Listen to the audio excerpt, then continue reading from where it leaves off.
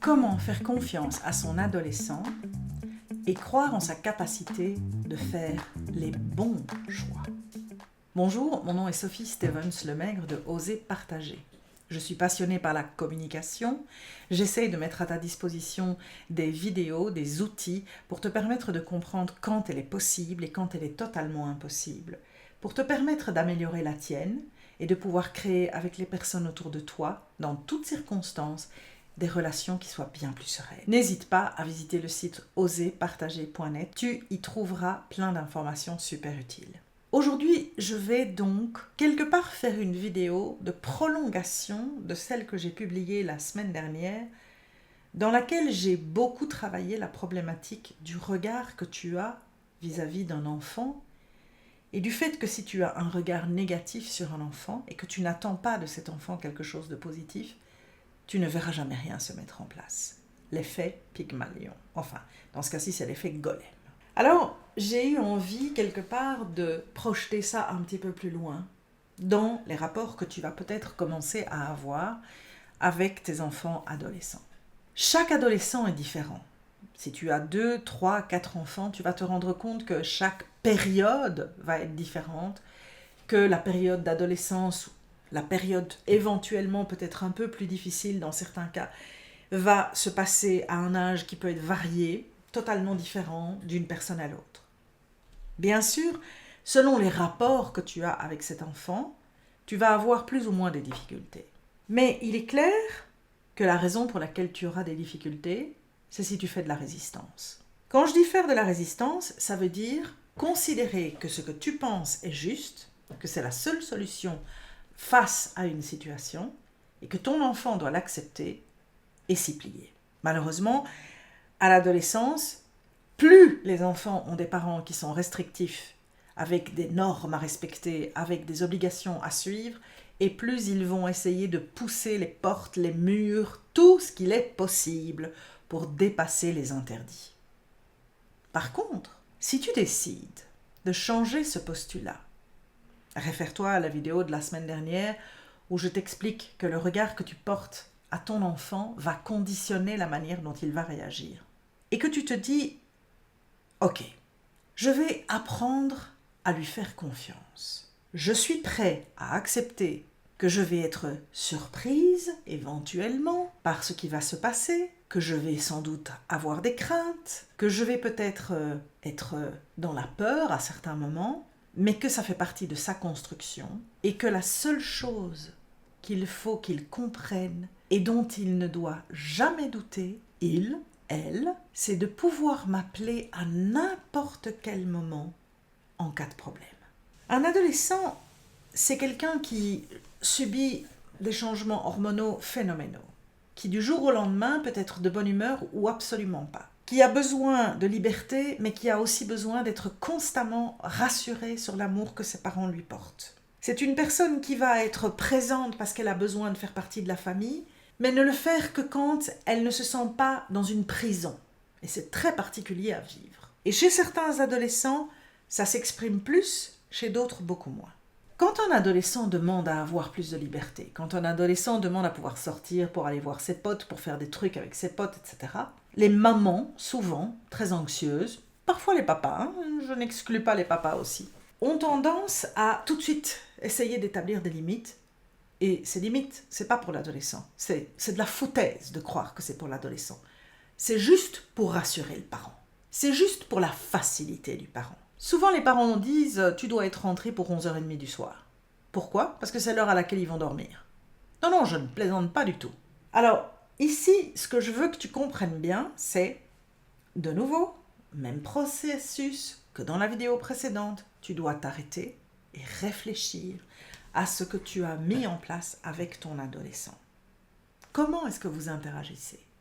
Quelle est votre dynamique ? Est-ce qu'elle est positive ou est-ce qu'elle est dans la retenue ? Est-ce que tu sens que l'adolescent s'éloigne de plus en plus et ne veut plus te parler ou est-ce qu'au contraire, vous avez encore un peu d'équilibre ? Si c'est le cas, et même s'il y a déjà une certaine distance, voire éventuellement un espèce de gouffre qui s'est mis en place, tu peux décider demain de changer les choses. Et à ce moment-là, il te suffit de t'asseoir avec ton adolescent et de lui dire, voilà, j'ai réfléchi à la situation et la dynamique qui est en train de se mettre en place entre toi et moi, ou entre toi et nous, ça peut être les partenaires et l'enfant, ça ne nous convient pas parce que nous nous rendons compte que les relations deviennent de plus en plus désagréables, tant pour toi que pour nous, et nous voudrions pouvoir mettre quelque chose en place pour éviter que ça ne se dégrade encore plus. Nous avons décidé ensemble, ou j'ai décidé, après réflexion, que je voulais essayer de te faire confiance. Alors, pour te montrer que je suis de bonne volonté, puisque tu m'as demandé ceci, ceci, ceci et cela, je suis d'accord pour ceci et pas cela. À toi de mettre en place quelque part une solution que tu trouverais juste. Mais, s'il te plaît, au moment où tu fais cette déclaration, ouvre un dialogue. Dis à ton enfant, qu'est-ce que tu en penses ? Je te demande même pas de lui dire est-ce que tu es d'accord. Je te demande simplement de lui dire qu'est-ce que tu en penses. Est-ce que tu as besoin d'un peu de réflexion ? Est-ce que tu es capable qu'on en discute maintenant ?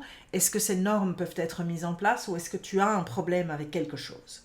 À partir du moment où tu poses ce type de questions, ou vous posez ce type de questions à l'enfant qui est en face de vous, l'adolescent qui est en face de vous, vous lui reconnaissez la capacité de pouvoir donner un avis et d'argumenter. 2, vous reconnaissez aussi le fait qu'il a des demandes qui doivent être répondues. Vous essayez juste de trouver un équilibre. 3, vous prenez le temps de le faire pour son intérêt personnel. C'est pas pour le vôtre. Ça va plus vous perturber qu'autre chose la plupart du temps. Et quelque part, vous mettez en place un cadre qui puisse éventuellement se référer au principe de la résolution de conflits sans perdant. Et de nouveau, je t'invite à aller voir la vidéo si tu ne l'as jamais fait, pour essayer ensemble de trouver des solutions. Lorsque vous faites ce genre de choses, lorsque vous êtes volontaire, lorsque vous initiez ce type de dialogue avec un adolescent qui est peut-être dans une espèce de posture rébarbative, parce qu'il commence à déjà en avoir marre de vos « non, je ne suis pas d'accord » que vous lui avez exprimé depuis les derniers mois. Vous ouvrez en fait une autre porte. Vous ouvrez une porte de compréhension et vous lui montrez que vous commencez à comprendre qu'effectivement il grandit, qu'elle est un peu plus âgée aujourd'hui et qu'elle a besoin de pouvoir gagner une certaine liberté. Mais vous osez lui exprimer vos craintes et voir comment apaiser ces craintes. Alors, je vais vous donner un exemple hyper simple, mais qui a été vraiment très utile pour moi. Quand ma fille aînée a commencé à sortir, puisque c'était la première, il fallait bien que je mette en place les normes, je lui ai dit « Je suis craintive à l'idée que tu rentres après qu'il n'y ait plus de transport en commun. Il est hors de question que tu rentres en devant marcher de l'endroit où tu es jusqu'à la maison. Je ne peux pas, c'est trop risqué et je suis anxieuse par rapport à ça, parce qu'en plus c'est une fille. » À ce moment-là, elle m'a immédiatement dit « Ne t'inquiète pas, je ne rentrerai jamais seule. On va toujours en groupe, on se serre les coudes, on a des mécaniques de fonctionnement, on est tous ensemble au même endroit. S'il y en a un qui part, il doit prévenir les autres. Donc, on sait qu'on doit faire attention et je te promets que je ne rentrerai jamais toute seule. » Et je lui dis à ce moment-là, « Ok, ça me convient, mais tu dois me jurer que si jamais un jour, par hasard, tu te retrouves seule, tu me téléphones et je te promets que dans les 10 minutes, j'arrive et je viens te chercher. » Ce n'est pas arrivé souvent. Et c'est vrai qu'avec le temps, elle a pris des risques une fois ou deux. Mais en gros, je savais qu'elle était toujours dans une sorte de bulle de protection parce qu'elle n'était pas seule, même quand elle rentrait à pied le soir ou la nuit.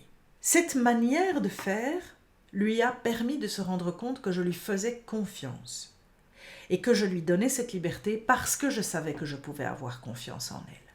Alors oui, il y avait certaines normes que je lui avais données.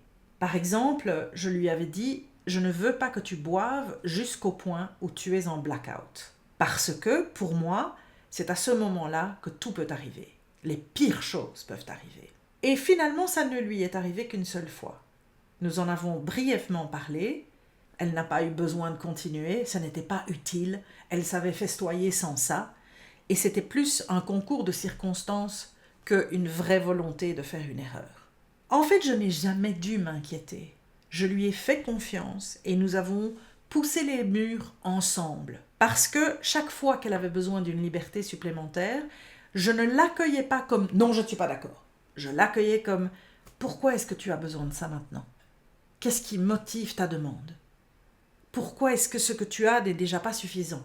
Et en fait, c'est ensemble que nous avons construit ces limites progressives. Aujourd'hui, je sais qu'on n'a pas vraiment eu de conflit par rapport à ça, qu'elle a pu faire ce qu'elle avait envie de faire, que avec mon partenaire, nous avons été très consistants, je dirais, dans la manière dont nous avons approché les choses. On était tout à fait d'accord sur certains points hyper importants. Donc ça n'a jamais provoqué de débat chez nous. Ça, je reconnais que c'est beaucoup plus facile quand, en plus, les partenaires sont d'accord.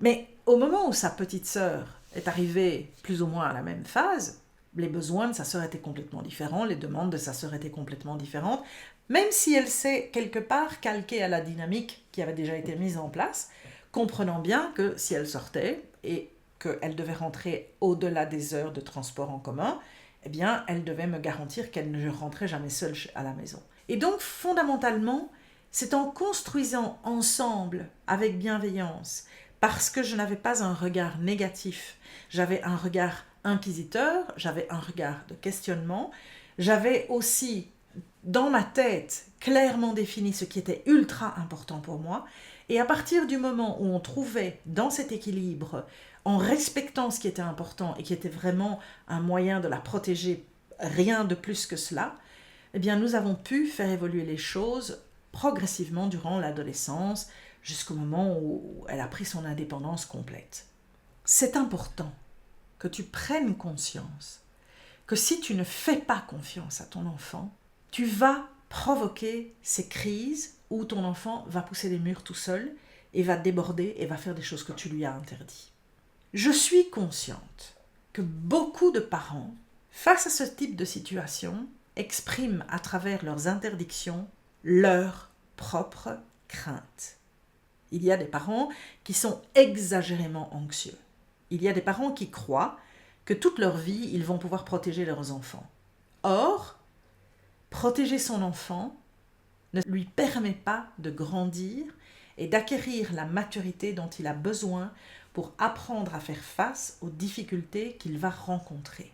Si c'est la première fois que tu entends ce genre de choses, eh bien je pense qu'il est plus que temps que tu commences à te rendre compte que la manière dont tu as pu agir éventuellement quand ton enfant était petit, qui était de surprotéger l'enfant, va devoir absolument changer. Et l'éducation que ton enfant va avoir progressive à travers son adolescence et sa prise en autonomie, quelque part va être une éducation que tu dois aussi toi faire de ton côté, parallèlement à la sienne, pour pouvoir lâcher prise, pour pouvoir accepter que tu ne peux pas être au contrôle de tout, pour pouvoir accepter que ton enfant qui grandit prend en autonomie, et l'autonomie c'est aussi se séparer de toi.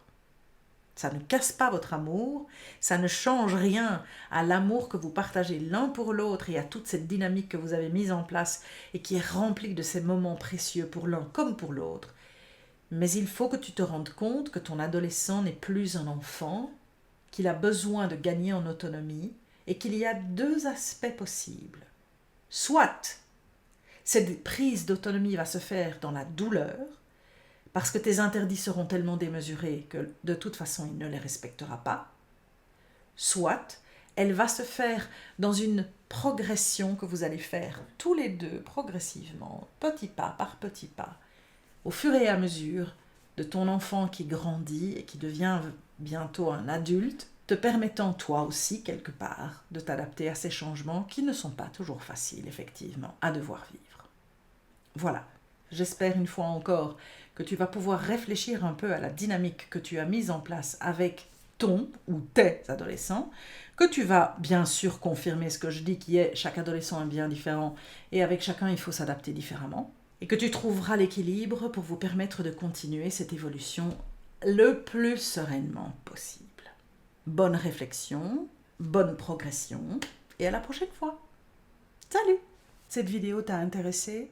Tu y as puisé quelques informations qui pourraient être utiles, alors pourquoi ne pas la partager avec quelqu'un dans ton entourage, quelqu'un qui ne connaît peut-être pas encore la chaîne.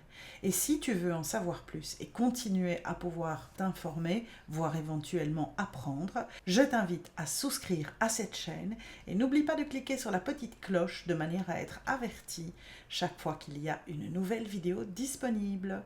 Tu vas me permettre de faire grandir cette chaîne et de pouvoir avoir un peu plus d'impact auprès des personnes qui ont vraiment besoin d'un peu de soutien. Merci beaucoup.